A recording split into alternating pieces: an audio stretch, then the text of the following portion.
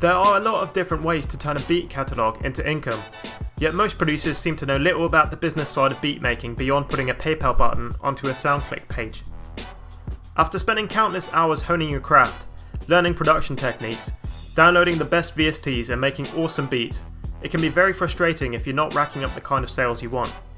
So here are my personal tips, backed up with some image and video proof and compiled after almost a decade of selling beats professionally. Number 1. Sell licenses to your beats. This is the easiest and still the best way to make money with your beats. Once you have a decently sized catalogue of quality beats, you can register and set up your own website for cheap, or sign up to a VIP artist service like Music Central or My Flash Store that will allow you to set up your own beat selling homepage. Some people also hustle their beats on music communities like SoundCloud and include email information for purchases, or more specified beat websites like beatstars.com. Generally, you will need a PayPal account in order to receive payments online, though you can also arrange payments with customers through services such as Google Wallet, bank transactions, or Western Union. Most producers sell licenses according to 3 main categories: lease license, exclusive license, and sync license. Lease licenses are non-exclusive licenses with a limited sales cap. This means that your buyer can only sell a limited number of digital downloads of physical albums, usually around 2,000 to 10,000. Your beat can be leased to an unlimited amount of buyers as you retain the rights to your beat. Lease licenses are sold by producers anywhere from $1 to $50, with an average of around $25.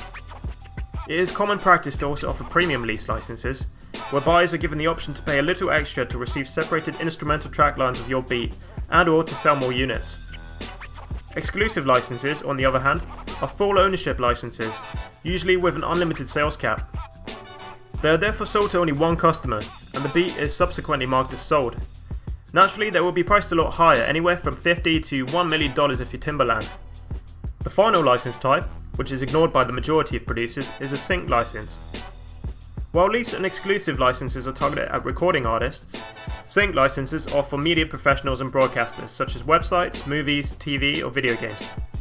Sync licenses are usually limited to a specified number of broadcasts, for example 1 DVD release title. They are commonly priced between lease and exclusive licenses, depending on the intended use. If you're planning to make beats your full-time income, then selling licenses will be the backbone of your operation. Even if your plan is to go after album placements, your first priority should always be setting up your internet presence. Get yourself a PayPal account, set up a beat selling website, and start promoting. Here on my PayPal account you can see the kind of income our beat page generates in a good month. That's $23,000 in USD only. Though of course bear in mind I've been selling beats for a long time, but the sky really is the limit for you. Number 2. Sell other producers' beats. It might seem counterintuitive to spend your time pushing other producers' beats, but building up a team of beatmakers can be beneficial in many ways. Not only can you feed off each other creatively and provide your customers with a constant stream of fresh material, you can also agree to take a set percentage of the sales you make for your fellow producers. If you put together a strong team with a diverse range of beat styles, you can greatly increase your market share and divide marketing duties. Everyone benefits. Number 3. Sell MP3 downloads. A lot of producers neglect selling MP3 downloads to their beats, opting instead to give out free downloads, or not to allow any downloading at all. However, giving out MP3 downloads for 99 cents or $1.99 for example, can actually be a great additional revenue source. Essentially this is free money, as you can make it clear to your customers that the MP3 downloads are intended for non-profit use only. There is a big market of music fans and casual artists who might enjoy just listening to your beats or recording on them for demo or personal use, without wanting to invest the 20 odd bucks for a commercial lease license. If you're worried about the safety of your beats, you can always tag them and tell customers that untagged versions are only sent out with lease or exclusive licenses. This is a fair deal for everyone, as your listeners will still get to enjoy and or trial your beats.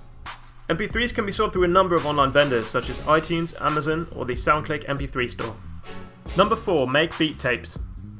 Similar to selling MP3s, it is well worth your time releasing beat tapes or compilations of your instrumentals, perhaps even the odd exclusive release with unpublished beats.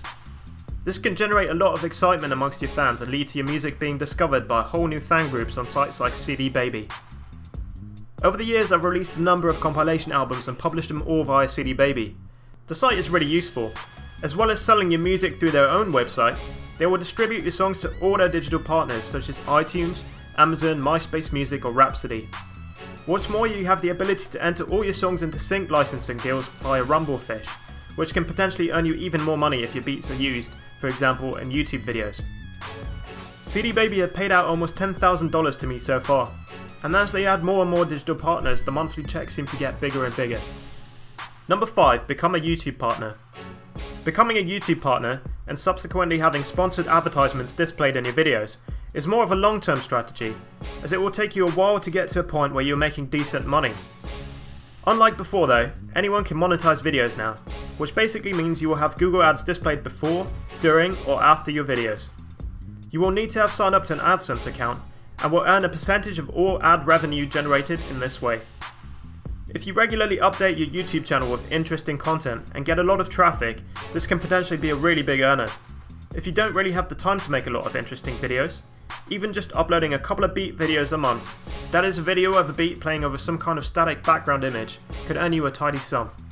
Personally, my channel has made over $11,000 in that way so far. Number 6. Get a TV placement. Getting a placement in a TV show, film, or video game can be an arduous process. There are thousands of producers out there submitting their material to placement opportunities on a daily basis.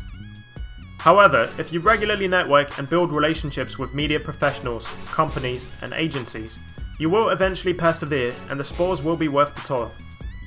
While you won't necessarily be paid a large sum upfront, the royalty payments are where producers really make the big bucks.